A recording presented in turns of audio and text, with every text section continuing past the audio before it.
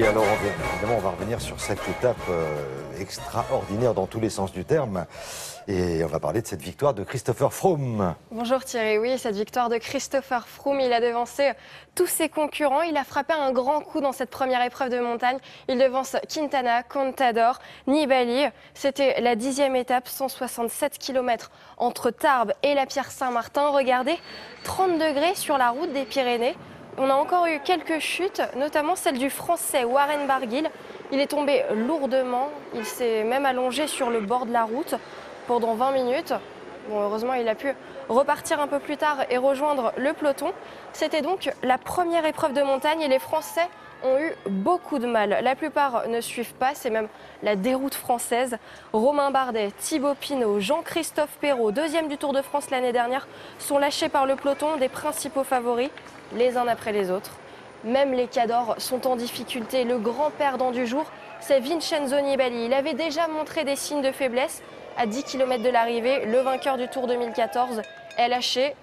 Même chose pour Contador, il ne suit plus le rythme, lui aussi il lâche prise. Alors vous allez me dire, qui arrive à tenir la cadence? Eh bien, c'est Christopher Froome à 6,5 km de l'arrivée. Attaque du maillot jaune, plus personne n'arrive à le suivre. Pas même Nairo Quintana, le Colombien, qui était derrière lui. Le vainqueur du Tour 2013 arrive en tête. C'est sa 6e victoire sur une étape du Tour de France. Quintana termine 3e, battu au sprint par Richie Porte. Nibali est à 4 minutes 25. Le constat est clair, il ne remportera pas le Tour de France 2015. Le meilleur Français de l'étape qui sauve l'honneur s'appelle Pierre Rolland. Il termine 8e. Au classement général, TJ Van Garderen est 2e. Tony Galopin, le premier Français, est 7e. Un autre Tour de France à la voile cette fois-ci. Oui, c'est donc le Tour de France à la voile, comme vous l'avez dit. Et les bateaux sont arrivés au Sables-d'Olonne hier. Regardez, c'était la 5e étape. Le patron du voilier Groupama, Franck Camas, il a encore assuré.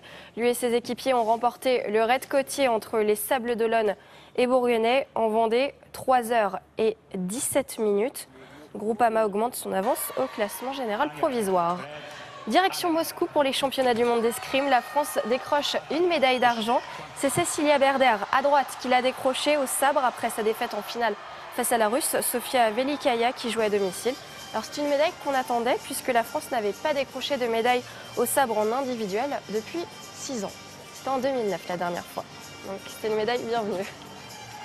Du foot et une première victoire pour l'AS Monaco. Les Monégasques avaient perdu leurs 3 premiers matchs de préparation. Mais hier, ils ont inversé la tendance. Victoire 1-0 face aux Queen's Park Rangers. L'unique but de la rencontre est signé Ivan Cavallero. C'est lui, il a rejoint l'ASM en provenance de Benfica. Et en ce 14 juillet, le sport était à l'honneur à l'Elysée. Hier après-midi, François Hollande a reçu 80 sportifs donc à l'Elysée. Il s'agissait de les sensibiliser à la candidature de Paris pour les Jeux Olympiques et Paralympiques de 2024. Et on va terminer avec du triathlon, histoire de se mettre en forme. Exactement, direction les Alpes. C'était ce week-end l'événement, le Fit Days mettait à l'honneur donc le triathlon sur la route Napoléon. Ici, champion de la discipline, initiés, débutants, les enfants, tout le monde pouvait participer. Et pour les plus avertis, c'était 1,5 km de natation, 40 km de vélo, 10 km de course, il faut être en forme alors. Et pour la petite info, c'est Frédéric Belaubre, l'un des favoris, qui a remporté l'épreuve. Merci beaucoup, Émilie. Et ben voilà, on a fait le tour. Et le Tour de France, eh c'est cet après-midi sur France 2 et sur France 3. Merci, à très bientôt, Émilie.